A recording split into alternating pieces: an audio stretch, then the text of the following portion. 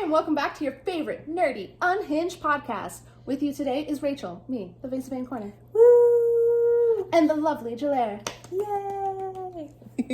You know what's funny about us always introducing ourselves is we're always the two on the podcast. I know, but it's fun. Maybe it's their first time. Yeah. And they want to get to know us, so... It's a routine at this point. It is. I like it. Mm-hmm. All right, well, we are continuing the Potter series today. I'm so excited. I'm so excited. Yeah. And then we'll be talking about the sequel to Fourth Wing next time. Yes. Mostly because we were both really slow reading it. Fought for our lives to get the copy of the book and then just... I know, we both were like, I'm so excited for this. I'm going to start reading it day one. I even went to a midnight release party. I forgot. Yeah, I forgot I did too until I was like, wait. I literally got it at midnight and then I read 3 pages and went to bed. That's iconic. I struggled to get my copy. Went to Target. They said they had it in stock, which is why we went. Mm-hmm. They didn't have it. Mm-hmm. And so then I was like, well, I guess I'm waiting. And then Brian found it at Costco of all places. Mm-hmm. And he gave it to me a week and a half later. And I was like, well, at this point, if I'm not on the hype train, no, seriously. It's kind of hard to take it seriously. It truly is. And so yeah, I was complaining to Rachel at one point. I was like, the font is for ants. It's too small. So I'm listening to the audiobook now, which is how I listened to the first book. But yeah. But we will get there. We'll get there. I'm sure once we get into it, we'll get into it, but... Yeah, I started kind of reaching a point today where I was like, oh, shit is finally happening. Okay. Ooh. But I actually, I think when I'm done, I'm going to re-listen to our predictions and hopes for the second book to see if they actually were fulfilled. So I think that's part of the problem is I had seen a few spoilers on TikTok pretty early on, and it made me feel and I didn't see much because you scroll as fast as you can when it's a spoiler, Mm-hmm. But I was like, oh no, I feel like everything we wanted for the book did not happen, and it pissed me off, and I think that's why I haven't read it yet. Interesting. I'm preemptively disappointed. Yeah, because I remember a bit about what we talked about, but I'm I'm gonna need a refresher, so it's gonna be funny to listen to that and go, ha ha, no, that didn't happen, or bitch, we were off, or That's whatever, so funny. Or this should have been in there, or whatever, So it'll be interesting. I remember all of them, but it's because I edit them, so I see our faces for so long. That's true, and also you have a photographic memory. I don't have a photograph. You keep saying that. That's Dude, not true. You're so good at what are you talking about? No. It's because you're so good at remembering details of things, and I attribute it to you being so academically inclined. That's fair. I think I have hyper focus. So I didn't have to study as much as my peers in a lot of history classes and stuff. Yeah, and I'm a person that needs to study more than the average person. And it's because I'm so hyper focused when I am reading that I ingest it deeper. It's actually why I don't do a lot of audiobooks. Yeah. Because I feel like I'm not ingesting it as well, and so I don't like it as much. Yeah. Unless it's a reread, and then I'll do that. So totally. Anyway, I don't have a photographic memory. I don't know. I think the other day when you said that, I was like, maybe she doesn't get that I'm actually just really smart. Because, some people literally take pictures. I'm like, that'd be cool. It's like a superpower. I mean, I guess, because I know you're not that level, but you're way better at remembering details of books and things than I am, So, in my case, I think you have a photographic memory. Can I just go with I remember detail well? You're detail-oriented. Okay, I like that better. Thank you. Okay. Because then it's about my work ethic. Okay, anyway. True. Okay. Let's get into our high mids. Yes. All right, so first, you up first. Yeah. What is your high this week? My high is that, 6 months later, I finally started playing Tears of the Kingdom. Hooray! So, I'm not very far, but I found the cute little Korok with a backpack, and I asked Rachel if there was more than one. And I was like, LOL. And you're like, just you wait, bitch. You're gonna hate them. And right now, I think they're so cute. I hate them so much. Okay, so you know how some people, apparently there's, people that are mean to Koroks? Yeah, Korok war crimes. It's not okay. It actually makes me really upset. Yeah. I was, tearing up when I was on that side of TikTok. I had no idea that people were like that to them. Yeah. It's vindictive. I don't like it. Mm-hmm. But, okay, so we're not condemning crimes against Koroks. However, because normally you find their little puzzle, you can play the puzzle. Yeah, and then they're just cute. It's cute. Okay. But the little backpack motherfuckers, okay? Some of them, especially once you get past where you are, when you get down to Hyrule, they're so difficult to get to their partner because you can't pick them up and run or like be on your horse, or like you have to do it in these complex manners. Gotta get creative. Yeah, and the whole time they cry. Like, I'm like, I'm helping you. You're safely secured in a little, like, cart. Why are you screaming right now? Interesting. I don't think I noticed that because I have my volume down so, like, pretty softly when I play for the most part. They sob the second you touch them. Like, sob. You can see the tears, like, if you look closely. I guess I literally was ignoring them. I'm like, I gotta solve this shit, get him to his stupid friend. Funny. Because, like, yeah, when I play video games, I have the volume down, like, lower. No, that makes sense. It's not, like, I don't know. It's just something I do. No, yeah, I get it. So it makes sense I didn't notice the Korok crying. It's so funny. So it drives me nuts for that reason. And then it's like, I need help finding my friend. I'm like, yeah, because your backpack's 10 sizes too big for your body.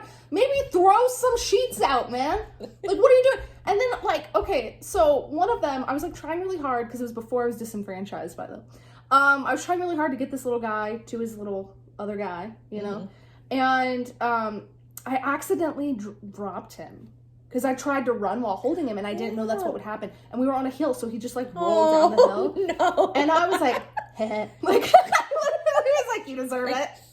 Yeah, like, I would have done it on purpose. But it was an accident, but it's still funny. Yeah, so I was like, I don't like the sight of this person that I'm becoming when I help them. So now I just ignore them. Oh, if they really wanted to get to their friends, they would drop the luggage. Yeah, that checks. I like that.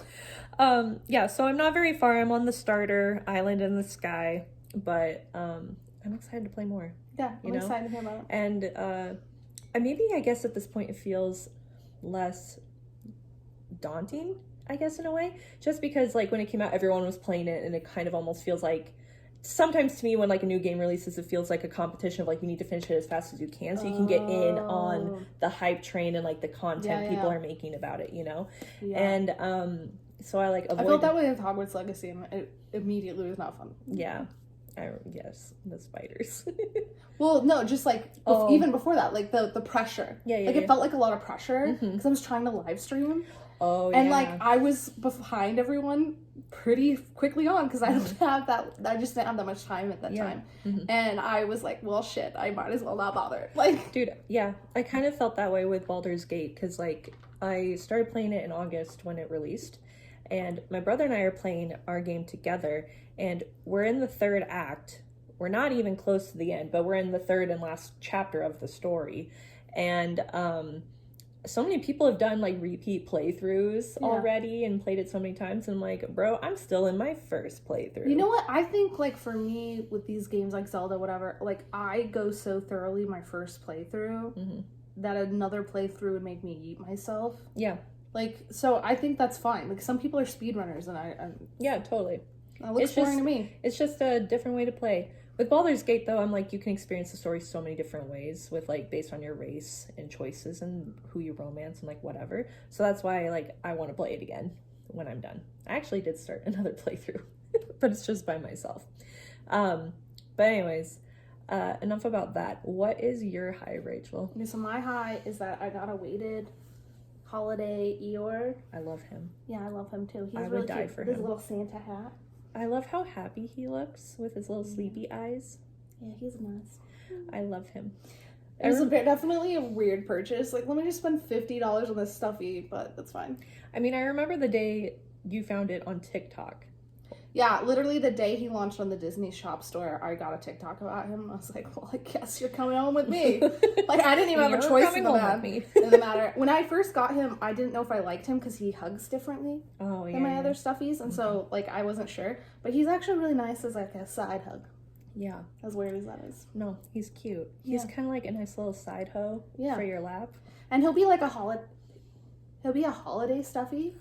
Did you just cover his ears? Okay, I don't want him to know. So at the end of December, he's going away. Or maybe January, he'll go back in the box with the holiday decor. That makes sense. And then Marie will come live with me again. So true.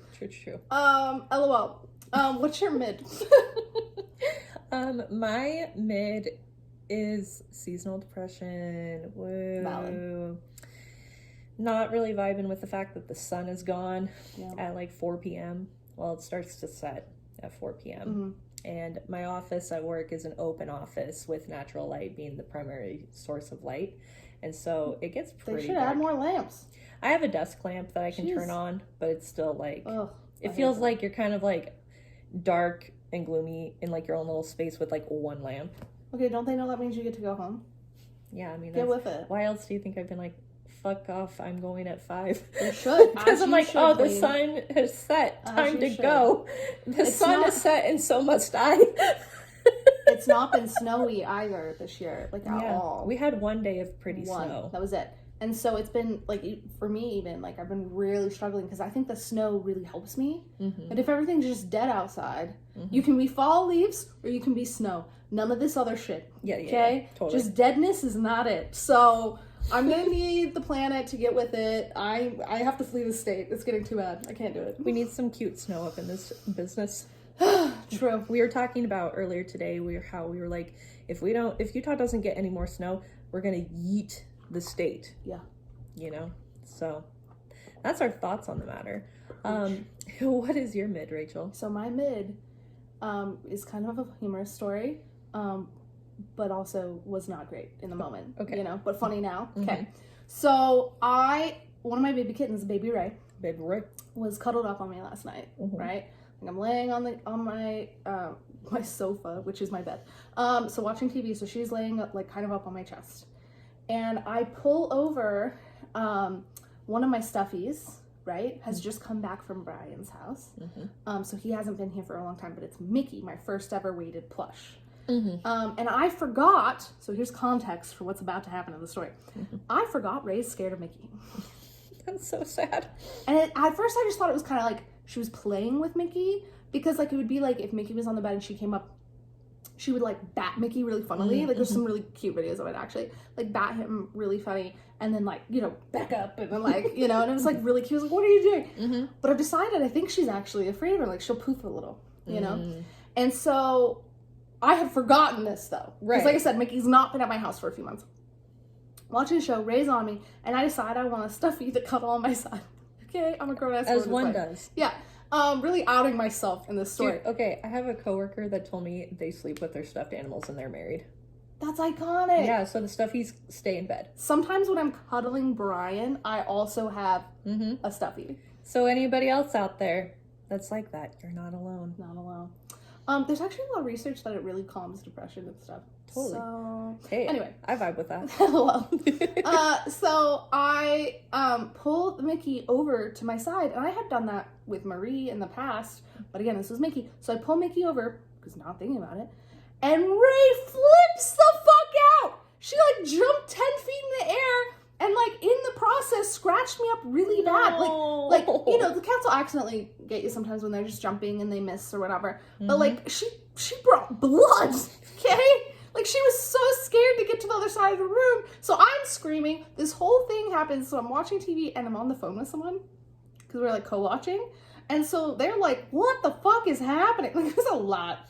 Okay, it was a lot in this 10 seconds. And I was like, oh yeah, she's scared because she was like poofed out in a corner. Oh, poor baby. Poor baby, but poor me too. But so yeah. No, for real. It was a lot. So I think Mickey's gonna have to live on a bookshelf or something. Yeah. She's way too scared of Mickey. That's so sad. It's really sad. I think maybe Mickey going away for a while has made her more scared of Mickey. And I don't know what the fuck it is. It's not a moving stuffed animal. Not. It doesn't make noises. Like, it's just a stuffed animal. She's scared of it. But she's not scared of my other stuffies. Just Mickey. Something about Mickey. Something about Mickey. Maybe it's the ears. He's sus. I don't know. He sucks. So, anyway. That's so funny. Did we do your mid? Oh, yeah, we did. Yeah, we did just do did. your mid. And then I have to admit, too, about one other mid that occurred to me while we were talking, because this affects everyone. Yeah.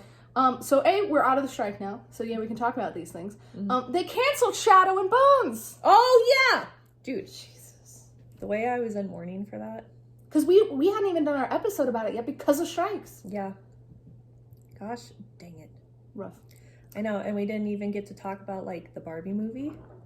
We can circle back on the Barbie movie at least. Yeah. But them canceling Shadow and Bones is just like, they were making different artistic decisions than the book. Which was so fun. So fun, because I didn't like how they did it in the book, to be honest with you. The premise was good, and then we lost it. Yeah. So I was so excited to see where they were going to go with it, to be honest with you. And so to lose that, when it was performing so well, makes no fucking sense. I literally think it was a punishment for the strikes. Totally.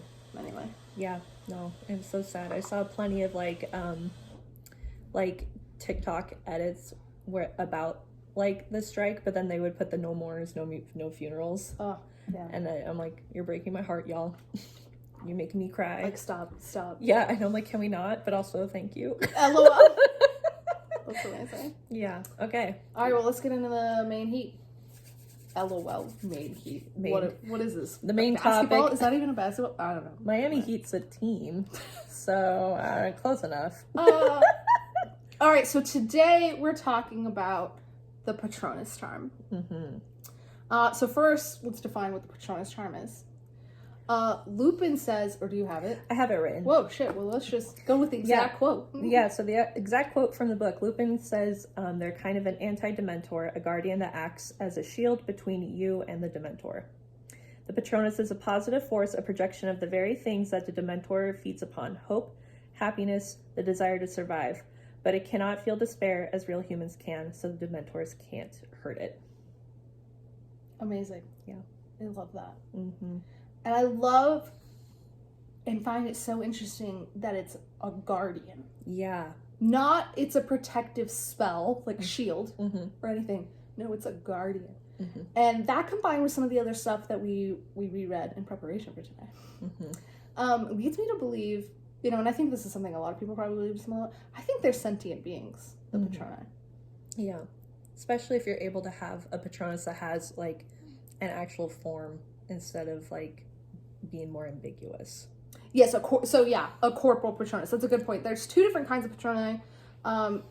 The one that we won't really be talking about for the purposes of today's episode is just like a silver mist, and then more powerful witches and wizards can produce a corporal Patronus, which is when they take on those beautiful blue shapes. Yeah. And so I think, where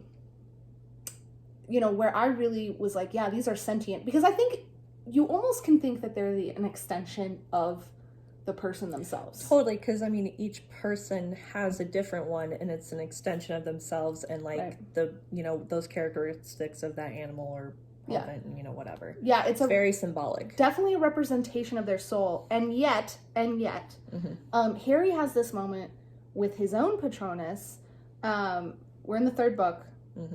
Harry's about to die. Can't produce enough of Patronus when there's like 100 Dementors coming at him in Sirius Black. Hermione's passed out. And his previous... And like he's like in a time loop. So he thought his dad came and saved him. But then when they go back in time, he realizes no one's going to save us. Like, we're going to die. And he realizes it was him that he saw across the lake. Yeah. So knowing he could do it, he went out and said, Expecto Patronum. Well, screamed, Expecto Patronum. Huge, great stag, right? And then the stag comes back to him. And it bows its head. And Harry's like, Prongs. Yes. Which was his dad's name in the Marauders group. And so I feel like that to me shows like Harry didn't make his own stag bow to him, right? No. He's not like an egotistical, like, bow to me, bitches. Like, that's not what happened. So they're clearly sentient beings. So that's why I think that word guardians is so impactful. And it makes me really excited to think about that these are like almost like guardian angel kind of beings. That's what I was going to say, because I forgot that guardians was the term used in the book, because it's not said in the films that way, So it's like, okay, a guardian, an extension of yourself, guardian angel type thing. Like, and it protects you. It is like a shield of its own, in its own right. And it's just like, wow, how crazy it is to have a physical manifestation of like your soul. Yeah, it is crazy. But also that acts independently of your consciousness. Yeah. Which is really interesting too. So some interesting things to kind of delve into there. I don't know everything that I know about it yet. We don't know. Like, as we were researching this, I think it's very philosophical. And I think that's what makes it so fun. Definitely so fun. Is that we can get... philosophical about it. A little out of my pay grade, but exciting nonetheless. We're trying to be better about doing episodes even before I feel like a subject matter expert. Yeah. But every now and then I come up on something, I'm like, man, I don't have all the answers yet. Maybe we should delay this episode. And we're like, no, we're just going to do it anyway. No, because I mean, even as we talk it through it, we kind of come to our own conclusions anyways. Like, definitely with our Mirror of Erised episode. Oh, yeah. That was so fun to discuss when, like, we had a lot more, like, context and, like, base material to work with.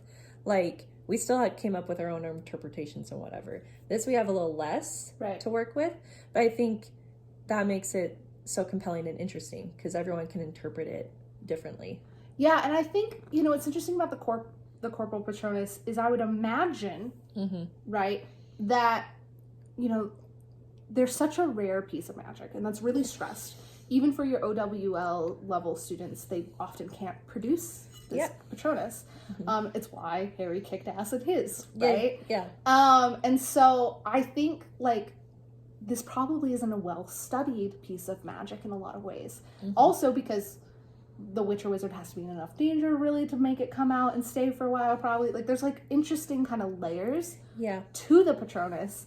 And so I think it just isn't a studied piece of magic. So I think even in the wizarding world, there's probably a lot of questions about it. Totally. Like, it's one of those things, like, that would be in the Department of Mysteries almost, where it's like, we don't fully understand what's happening. And I think that's, for me at least, part of the reason why Harry Potter feels almost religious as well. Totally. 100%. Yeah. Oh, crazy. So cool. I love this Guardians thing. Oh, I love it too. Oh my goodness. Okay, so the way we produce a Patronus, though, Lupin says to think of the happiest memories you can. And it has to be powerful to actually produce a Patronus. Because a Dementor feeds on happiness, right? So you need the Patronus to give pure happiness out. Yes. Otherwise, nothing will come out of your wand and you'll die. Sucks to suck. Sucks to suck. You'll become soulless. LOL. And I think this is such an interesting concept, and I know we talked about it a bit last time too, but that you have to have such a happy memory to produce a Patronus. Totally. Because, like, it's kind of like Harry. He's like, okay, happy memory. And he goes, first broom ride, house championship, and then finding out he's a wizard. And, like, with finding out he's a wizard, he's able to produce something. Well, and specifically, like, what I loved about that scene, is he said finding out that he was a wizard and he could leave the Dursleys. So it's tied to being free from his abusers. Yes. Like, if we're going to take out the 11-year-old way that he's talking about, which is adorable. Yeah. But what he's saying is, I'm no longer actively abused all the time. Yeah. That's what makes him happiest. And that really, that does something to you. Yeah, for sure. Oh my goodness. Yeah. Because, like, it also got me thinking, like, what would be, and I think the other thing that's cool is that, you know, it's like your happiest memories. So you could, like, rely on a couple different memories. It's not like you have to rely on one single memory. Right. You know? And I was thinking about, like, what would be. But you do have to concentrate. So probably going to be too many. Well, yes. But I mean, say, like, you could almost have, like a library of memories in your brain. Montage. A running montage in your brain. Like, okay, let me think about this. And then, oh shit, and let's go to the next one or whatever. If you're able to concentrate and think that when you're going through, like, the horrific situation to use one. But, like, it made me think of, like, what things, like, what memories I would have that would qualify. Because we did talk about it before. I was like, oh, maybe, like, Taylor Swift concert. But then we're like, realistically, no. That would not work. Yeah, right? I think it's on the level of, like, Harry with the broom. Yeah, like, it's a really cool it's a great memory, but it's probably not powerful enough. Yeah, I feel like it definitely is a memory that has to be something that you feel deeply. Like, this being a manifestation of your soul, it needs to be something that you deeply feel and resonate with in your soul, and is, like, makes you so joyous and happy that it's, like, obviously that powerful. But, like, do you kind of get what I'm saying? Yeah, I kind of get what you're saying. I think it has to be something that's, like, it has to be a memory where you felt loved and attached. Yeah.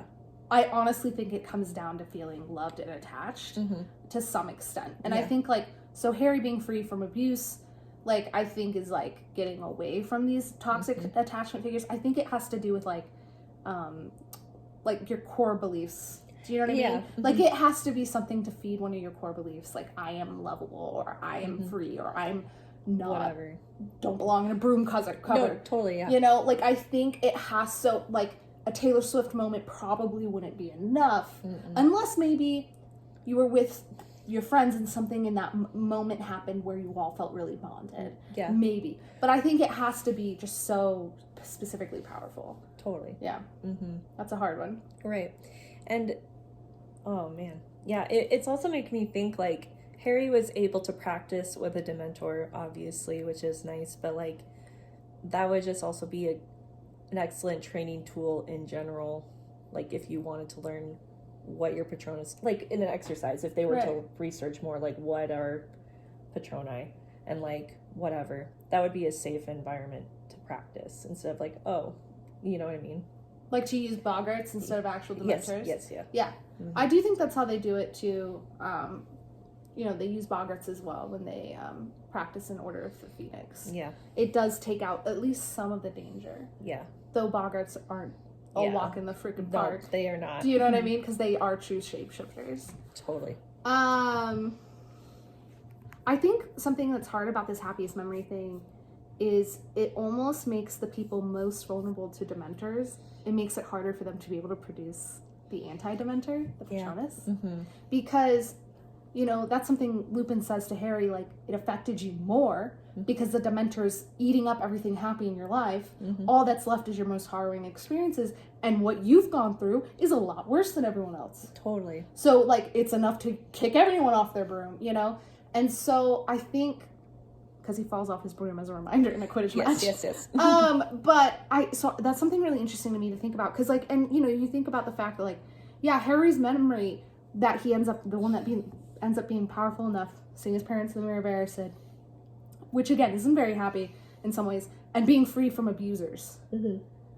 Like, happy, but also kind of, like, not happy that he was being abused. It's like these complex emotions versus his peers probably wouldn't have that. And so Harry is most in danger from the Dementors, and yet he also is most, like he has less to pull on to make that Patronus. Totally. I think that's such an interesting, awful thing. Yeah, totally. Because it makes me think of, by him being able to produce such a strong Patronus, despite having all those, horrors and things that most people don't have, it's a true testament to, like, his strength as a person. I agree with that. Yeah. Strength as a wizard, and yeah, there's a psychological resilience there to have been able to withstand what Harry withstands while still being loving and hopeful. Yes. Because I don't think, if you can't be hopeful, I don't think you could produce a Patronus. Yeah. So this is complete headcanon. I do not know this is true. Yeah. Okay. In any way, shape, or form.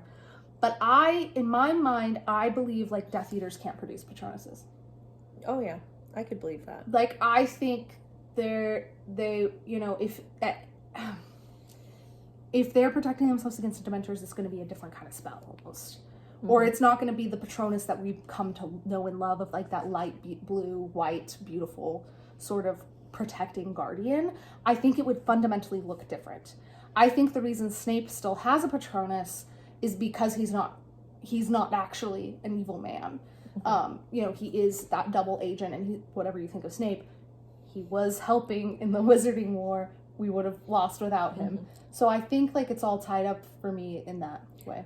I just looked it up, and apparently it was confirmed that they can't. And Snape's the only one that could. Makes sense to me! Okay, we just casually figuring it out. Although I will say it's always funny with some of those things where it's like J.K. Rowling, like, afterwards, like, confirms or that's what she's But it does make sense with the text, and I think that's how I got to that conclusion, at least, is I was like, if this is such a manifestation of light, I don't believe dark beings could produce it. 100%. And actually, I came up with this because I accidentally created Dark Patroni one time. Oh, yes, I remember! Those were so sick, though. So I accidentally, like, we used a different resin, and they turned out, like, really, like, dark. Mm-hmm. Like kind of, like, murky blue. Yeah. And I was like, I made this TikTok where I was like, well, I guess mistakes happen sometimes. This sucks, LOL. But then, like, people were like, wait, can I buy one? Yeah, I remember. And so because I am who I am, I spent a lot of time thinking, like, what would this mean? Like, mm-hmm. And what I've kind of decided is that if someone plays with dark magic, mm-hmm. they go to that side and then they come back to the light, Yeah. that their Patronus would look different. And maybe in some ways that's even more beautiful, right? Yeah, because that's like a sign of like redemption and like rebirth in a Yeah. way, you know? Yeah. Like it's changed their soul to some extent that they went there. Yeah. And I think that would be reflected in the Patronus itself. 100%. I love that idea. Thanks. Oh my gosh. I have my moments. Dude, yeah, no, that's so cool. I love that. It also reminds me, I did this really funny TikTok. It was one of my first viral ones. It was like, you know, you're depressed when you know what memories the Dementors would make you relive. Yeah. You know what your boggart would be, but you have no idea what memory would be happy enough to produce Patronus. Seriously. LOL. Something for us all. Food for thought for everyone. Food for thought. I mean, a lot of people are apparently very depressed because a lot of people resonated with it. Seriously. They're all like, she just liked me for real. They're like, this is too early in the morning for this. LOL. LOL. Oh, man. Yeah. Holy cow. I haven't done that LOL thing in so long. I don't know why it's coming back again. LOL. Maybe it's because I still use it. I still do that all the time. That's fair. Okay, that makes me feel better. Yeah, I do that all the time. Because if it's coming from you, it's kind of cute then. You know what I mean? I think I infected you to begin with, but... Yeah, you did. Yeah. To say, now I've started saying baby girl for things. Kate, did you say baby girl to me in a Yeah, text? You sent it to me and I was like, that's the first time she's ever done that. Yeah. Because say now I'm always like, baby girl. So that's my new thing. So fun. So all you viewers are baby girl. Oh my gosh. Iconic. Okay, so if you do have a corporal Patronus, right, it comes out in a shape. Yes. Which brings up all kinds of interesting things. 100%. Like, there's so much symbolism, not just in the text for like the people that have, you know, fully formed Patronuses, but also like what does each animal like mean? What are they like naturally? You know, it gives insight into like, obviously it's like that's your soul, but it gives insight into your character. Yeah, where each Patronus is not like unique. People can have the same Patronus, but like they're different from person to person, right? It does feel like this is some kind of animal representation of who you are, which is really, really cool and nuanced, right? Like I feel like it makes sense that Peter Pettigrew's is like rat. Yeah, 100%. You know?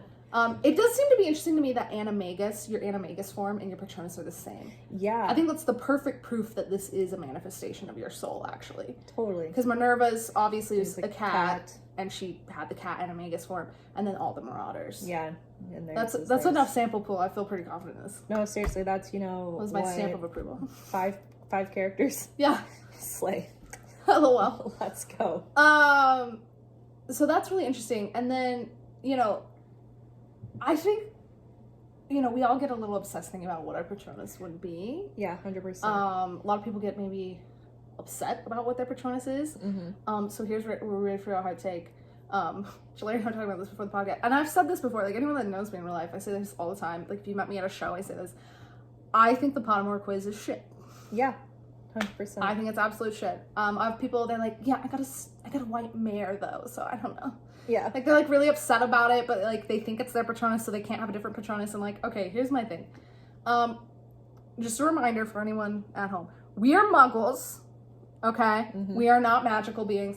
We will never know our Patronus. And most magical beings won't know their Patronus either. Yeah. Right? This is rare magic. It's rare. Okay? So, in my mind, pick your fucking Patronus. Yeah. Seriously. The quiz has, like, 100 options. It's not that many. And also, it's like complete vibes. Yeah, no, the Pottermore quiz is a vibe check. It's like light, dark, like leaves, dew, branches, or whatever. The one that got me was like glitter, shiny, or matte, and I was like, wait, like I like glitter, but I don't like sequin type glitter. Yeah. Like, what kind of glitter? Yeah, no, and like what's funny is that I, for kicks and giggles, took this quiz a month ago because I couldn't remember my old login on my old account, right?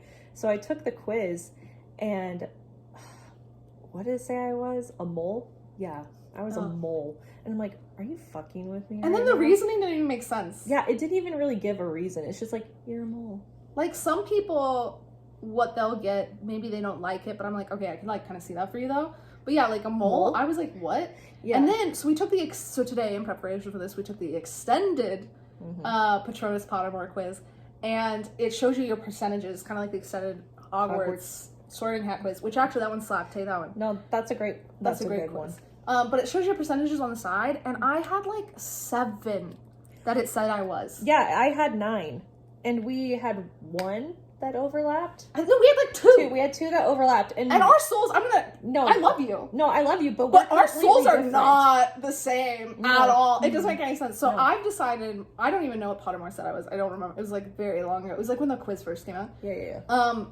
I think mine is a phoenix. Yeah. And everyone I know is like, yeah, that makes sense. Yeah, you had that as an Instagram question once. Yeah, I did. Yeah. You got it right. I did. I was like, duh. It's like, yes, my Patronus. LOL. To be fair, I see why people think Nifflers because of the products, but... No, I get that, but it's like, if you know Rachel, you would... Yeah, a phoenix makes sense. Yeah, totally. I've always imagined mine being an otter, not just because they're my favorite animal, but like, I feel like I vibe with them, and that makes sense. I think that's good enough for me. Yeah. Do you know what I mean? I just think it's like one of those things where it's not that serious. No. Now, so if the Pottermore quiz brings you joy, absolutely do it. But if the Pottermore quiz makes you want to yeet yourself, it's like, it's okay to pick a different one. Yeah, because You know what I mean? you know yourself. You don't have to tell me. I'm not going to ask for receipts. Do you know what I mean? Although, okay, that being said, that this is kind of adjacent. Mm-hmm. So basically, it's not a topic at all. Yeah. If I'm being honest. I actually had someone I dated once, like for a very long time. I married him. Okay. Lied to me about what his Hogwarts house was. He purposefully faked the quiz, so he got Gryffindor. No. Fuck you not. True story. And I found out years later. When we were getting divorced, I found out. Yeah. What house were they? I didn't divorce him over this. Yeah. Slytherin. That checks. Isn't it the grossest thing? That is so... I do think some Slytherins can be good people, but... I could say, I have 2 good friends who are my only Slytherin friends, actually. Yeah. And I'm like, wild. You know? Yeah, it just, like, literally, I was like, okay. Like, so, anyway, I guess, unless I'm dating you, I'm not going to check your receipts. And even then, I'll be like, well, you could fake it, so... Seriously, he memorized what he needed to say. He was, like, unhinged. That's so wild. Wow. Sociopathic behavior. Anyway. Wow, that's... It's kind of funny, though. That's so funny. It's, like, literally, like, dating horror stories moment. Literally, oh my gosh. Could say, throw that into, like, the fandom, like, dating questions. Like, what's... But they'll just lie, apparently. Yeah, but then when you are on a date, you make them take the extended quiz. Okay, yeah. You know? Yeah, they can't pre-prep. They don't know what's coming. They don't know what's coming with that one. I like it. I told someone, actually, that's really funny. I forgot about this on Hinge once. I asked someone their Hogwarts house and they didn't know. Yeah. And I feel like most people at least have a guess. Now, they might be wrong. Like, some people don't even really know anything about the Hogwarts houses. Mm-hmm. But, like, it's enough in pop culture. They might just pick one based on color or something. Do you know what I mean? But this guy was like, I don't know. I was like, I mean, here's the link to the quiz, bro. Mm-hmm. And he's like, LOL, I'm not going to take that. I don't have 10 minutes. I was like, I don't have 10 minutes. Okay, I unmatched him. I was like, absolutely not. Like, that's fine, but like it was like a gross attitude. Yeah. Like, I was like trying to connect with him. Like, we're talking about nerdy stuff. I was like, oh, what's your Hogwarts house? Whatever. Because what's weird is he started the conversation by asking me about something Harry Potter. Okay. So, I don't know. Also, if you won't put in 10 minutes, how do I trust you to put in effort on the date? Period. Sus. Very sus. Anyway. That's so sus. Very off topic. I apologize. I like it though. Oh, what were we talking about? Okay, we were slamming the Pottermore quiz. Yeah, that's what's written in the notes, ladies and gentlemen. Ladies and gents. Okay, so something else interesting about the Patronus shapes is that they can change. The form of the Patronus can change. This is very rare. Again, rare magic anyway. Yeah. You know, but even rarer. Even rarer for someone's thing to change, which makes sense. Your soul, I don't know if anyone's read this. Have you read Philosophy of Harry Potter? It's like a group of essays. No, but I've wanted to because we've talked about it so much. But okay, I should let you borrow it because there's especially when there's a Severus. It's like written by a bunch of philosophy professors across the country. Cool. And like so it's like and they each wrote on a different topic. And one wrote about Severus and his changing Patronus. Okay. And they specifically were talking about how he they basically were using the Patronus as proof that Severus was a good man because they were like, the Patronus is an extension of your soul. And for his Patronus to have taken on the dough, he must have fundamentally changed to his soul for the Patronus to have changed shape. And I actually think that makes a lot of sense to me. So I do think, like, that would be rare. It's very rare that someone is that fundamentally changed, that their soul would appear differently. Totally. And also, I mean, in terms of, like, Snape being a good guy as well, like how we talked about earlier, Snape's the only Death Eater to have had one. Yeah. I'm sure that was hidden too, right? Of From course. his fellow Death Eaters. It would out him immediately. Yeah, literally. Yeah. And also, when we were talking about this earlier, the question came to mind. I was like, what was Snape's, like, original Patronus? And we don't know. Yeah. Like, in the context of the book, we don't know. Right. And, like, the part of my brain's like, I want to know, but, like, the fact that his is a doe is so important. It is so important. And what's also interesting is actually, because we were digging into this right before, we realized we actually don't know it changed. Yeah. Technically speaking. We don't know it changed. Like, Dumbledore recognizes the Patronus's doe and says Lily. Like, he clearly knew that was Lily's Patronus, but we don't know that Snape had a different one before, technically. Yeah. Maybe everyone's just put this on them. Like, this is, like, self-imposed. Yeah. Maybe they had the same Patronus because they clearly had a lot in common. I mean, they were best friends for years. So, and, like, he's a very brave man. Like, Dumbledore calls him, you know, literally it was like, maybe we sort people too early because of how brave Severus is. Harry Potter calls him the bravest man he's ever known. Totally. And I think that's categorically true with what the double agent thing. Like, look at how brutally he was killed. Yeah, 100%. This, one of his top followers, okay? One of Voldemort's top followers. Brutally killed. Just defeating a genie. Yeah. Like, he had to kill Snape because of the whole wand thing. Right. That makes sense to me. Like, just from a Machiavellian standpoint, right? If you are going to be an evil dictator or whatever, it makes sense he had to kill Snape. He didn't need to do it that way. Totally. Actually fucked him over, too, because then Snape was able to get the memories to Harry. But yeah. I digress. Yeah, no, seriously. And I was just thinking, like, maybe Snape, up until that's his soul, like, changed, maybe he couldn't produce a full Patronus. I mean, technically, with when he fell in love with Lily, even if it was to change his soul, he might not have done a Patronus yet. So he might not have known yet. Yeah, so I mean, maybe. I think there's still an argument you could read that it had changed. There's just a lot of unknowns in there. Yeah, there's a lot of variables that we don't know, but it's interesting to think about how it's like maybe he did have a different animal. Maybe he didn't have a full-fledged guardian, like, shape or... Corporal. Yeah, words. I got you, it's fine. Yeah. That maybe he didn't have a full corporal Patronus or he couldn't do one before. Like, it's interesting to think about. It is interesting, and it's also interesting, I do think it changed, to be fair. Yeah, no, the reason I think it changed is because of what happens with Tonks and Lupin. Yes. So, we have this scene, the only other time, and this one we know for sure, where someone's Patronus changed. Tonks, so in Harry's POV, he doesn't know what's going on. But since we get further in the book, we know what's going on.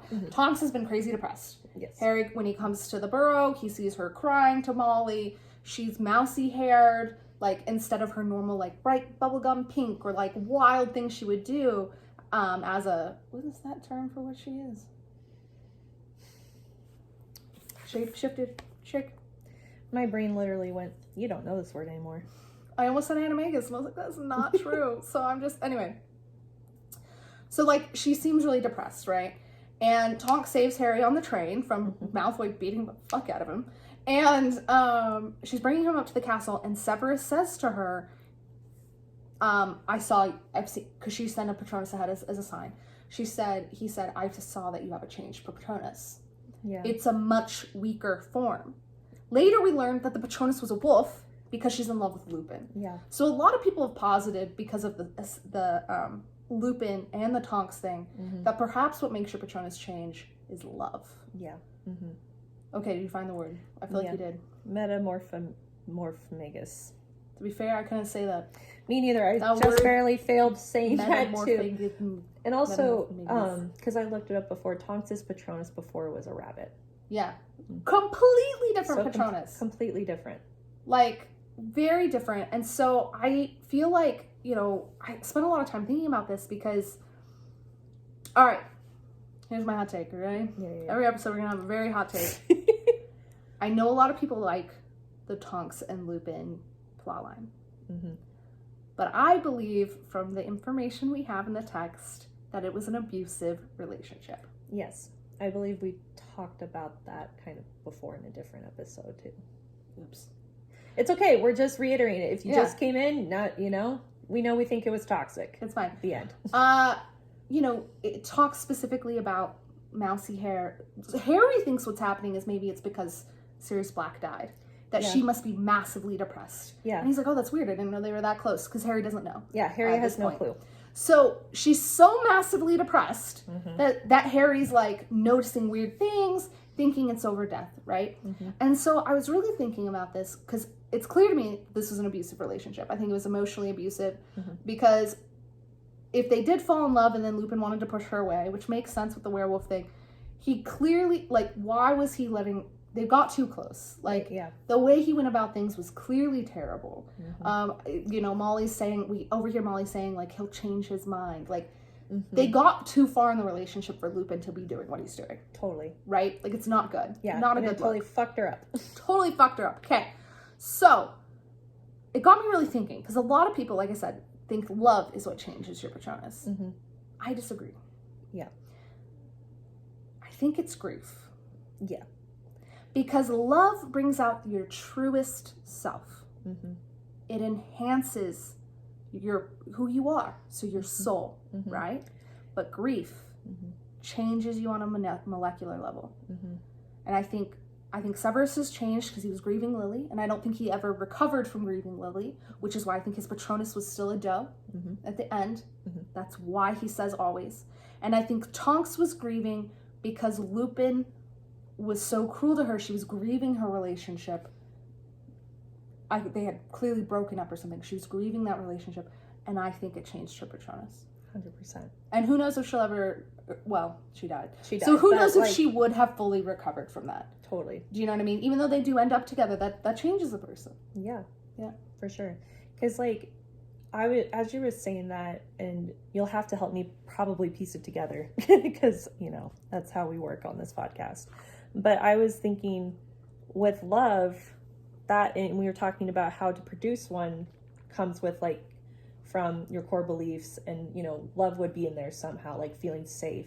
Oh, yeah. Like the different forms of feeling love, like safety, freedom, with, whatever, those kinds of things. And so it's interesting that, like, on the opposite end, what would totally shift it would be grief. And, like, it makes sense. Yeah, it does, actually. Yeah, that's really profound, I think. Yeah. So it's like you can't have one without the other. Right. In a way. Like, to be able to have one, you need to have your happy memories. But then also, for it to change drastically, you would have to grieve something. Yeah. And that, in most cases, would be something you love that is shifted. Well, you think about it, the only character... So taking the soul part out, the Patronus itself part, the only character that truly changes, it's not Draco. His redemption arc was half-assed, right? I just don't think he was fully there yet, right? He was not fully redeemed. I know there's fan fiction. I'm like, that's what the fanfic's for, That's baby. What the fanfic's for. Is Dudley. Yeah. Can you think of anyone else, or would you agree with that? I'd agree with that. Okay, so Dudley's the only person that changes. And the reason I say he changes, as a reminder for people sitting at home, because you're like, what? Dudley is the worst. Yeah. He is. He is. But the Dementor attack happens, a little winging, and Harry saves him. Because Muggles can't see them. Because, he couldn't see the Dementor, which, to be fair, that's almost a good thing. No, yeah. He'd be more fucking horrified if he had. To say it, I'm like, manifestation of depression. Yeah, he's, exactly. Exactly. All you feel is the dark things. But so he, he's really fucked up, so he doesn't say anything in the moment right after. The next year he didn't really get to interact with Harry because Harry was there for such a short amount of time. But the seventh book, Dudley leaves out a mug of tea for Harry outside his bedroom. And Harry at first thinks it's a booby trap. Yeah, of course. He's like, these motherfuckers. Like, what's Dudley doing now? But then when they're going down, the Dursleys are actually, so this is different in the movie, so when people are confused, it's okay you're confused.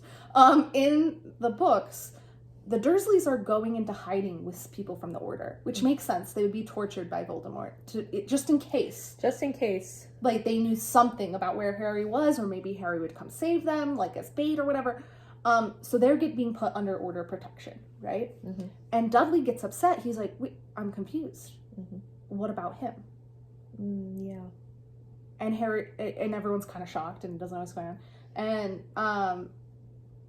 his parents are like, what do you mean, what about him? And he's like, basically it comes out, and that's when Dudley has that iconic line, which wasn't a deleted scene. I don't think you're a waste of space. Yeah.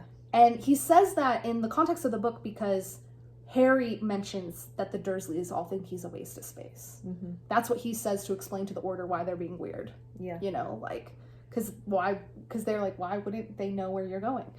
And because who would think he'd be that abused? It's kind of a weird thing for people to wrap their minds around. But in that, Harry thinks, what did Dudley go through when the Dementor attacked him? Yeah. Like, it clearly changed how he perceives Harry. And he realizes that tea thing was probably legitimately Dudley bringing him tea. Yeah. Not a booby trap. And so it just makes me think, it's interesting that by seeing terrible things, potentially grieving or something terrible is what changed Dudley into being a better person. Mm-hmm. And I think that's like the same concept of like grieving being what would change your Patronus. Totally. And also like in the case of Harry and Dudley, it unintentionally created a bond between them. Because Dudley can't talk about that with anybody else without sounding insane. True. Because his parents wouldn't want him to talk about it. No, they wouldn't want him to They'd be weird about it. They would be weird about it, but if he went to his friends about it, they'd be like, you're nuts. Right. Yep. So the only people that know about it, his parents and Harry, can't talk to parents. Harry's literally the only thing left. Yeah. That's crazy. Awful. Wow. Harry also could have left Dudley. He really could have, but he decided to save him. Right. Because, like, Harry could have just been like, peace. He could have been like, myself. Peace. Like, you treat me like shit my whole life. Goodbye. Oh, totally. Obviously, he would never do that. No, obviously he would not. But he had every, reason to, do so. Yeah, just interesting that it's the bad things that actually change you, I think. Mm-hmm. Grief is that powerful. It is. Mm-hmm. And I think love is powerful. It is the most powerful form of magic. Mm-hmm. I just think it's shining what's already there, not changing. Yeah. Period. Mic drop. Well, Mike, I don't even know how we're going to top that one. No, I feel like that was amazing. Actually, we got to the end of our notes, unless you have anything. No, that was so slay. Well, thank you for joining us for this very intense episode. Mm-hmm. Look forward to more episodes like this. We're deep diving a bunch of thematic elements. Mm-hmm. It's like therapy with Harry Potter. It really is. No, I think it's our funnest idea yet. I agree with that. Mm-hmm. I'm really into it. Me too. I hope the viewers are too. If you are, put a comment in. If you're not, put a comment in. I don't care. Drive my interaction up either way. LOL. Like, I hated it. I'm like, great. Like, cool, thanks. Cool, thanks, cool. I don't know you, so. Seriously. It's secretly someone that we know that hates us. They're like making other accounts just to troll us. Jeez. So yeah, on that note, like, subscribe, listen to us on Spotify, watch us on YouTube. And wait. Yes. I have an announcement for Fun Corner. Okay. So listen to me out. Because I'm going to actually, for the first time ever, edit and put this up next week. Oh, wow. Okay. I say that every episode, though. But yeah. I think I'm getting good at the video editing. Yeah. Because it's different. It's different. Basically, I don't edit shit. But, like, you know, okay. I do have to listen through it. It's a whole thing. Okay. No. So, next week, I'll be doing, like, so it'll still be going live. I made these, like, shiny Pokemon card looking, like, rare fan corner stickers, right? And the way I'm going to use them is I'm going to put them in random orders on my website. Not my Etsy, my website. Mm-hmm. I'm going to put them in random orders on my website. Mm-hmm. And I have like 5 for each month like this month and next year. Mm-hmm. So if you order from my website, some months I only have 5 orders, you might get a golden ticket. Because I'm like the golden ticket. Yeah. If you get a golden ticket and there'll be instructions that come with it, you post a story about it, you tag me, or you screenshot and send it to me if you have a private account, because I respect private accounts, but I still have to know you did it. And then I'll DM you a $10 gift card. Oh my gosh, that's so you get a golden ticket, get a $10 gift card. That's essentially more or less what it is. Slay. Yeah, because every order I put in either like, I put in like these fan corner stickers, mm-hmm. right? But I thought these are really cool. It was like a deal. Like Sticker Mule was like, these are $20. I was like, hey. Little did they know I just want these. Yeah. So I think this will be a fun way to do it. So you'll either get a regular sticker or a golden ticket. That's so exciting. Yeah. Dude, I love that. Yeah, That's I'm so really excited. fun. They're beautiful. I stole 2. I'll give you one. Okay, Yeah. cool. Yeah. This is so exciting. Since we're recording this in December at the end of the year, I was thinking we've been doing really good with our goal for the podcast this year. Yeah, I think we're off slightly. Yes, but we're doing significantly better than the year before. I think we're really to a growing standpoint, especially now that we are doing the video versions. The bigger thing than being on YouTube, because most people are still listening to us, I think, on Spotify. Yeah. But is that it's giving me easier ways to like market the podcast, and so that's on your TikTok pages, ladies and gentlemen. Little edits of these wild things we say, and then people are like, what? Like people really loved. I posted one about us talking about how the Weasleys were abusive. Yes. And they neglected Ron, and people loved it on TikTok especially. So slay us. And I definitely think that momentum is gonna keep us going into the next year. Totally. We also already scheduled when we're filming our next one. So we're learning the things we need to make it actually happen. Julia's just a busy woman. She schedules out like no one's busy. Like, y'all, it's insane. I'll be like, can we do next week? And she's like, no, I'm stacked. I know. It's like, and she means it. She'll literally be like, hang out. More time for you. You and my therapist would agree. That's why I can tell you that. It's because I know your therapist on it. Because my therapist would agree. But yeah, no. So thank you, Rachel, for putting in all the hard work this year. It's amazing. And Julia for joining me. Of course. We have a good time. So yeah, like, subscribe, all the fun things. Get on your golden ticket shenanigans. And DM us. I don't know. Do Do cool stuff and have a magical day.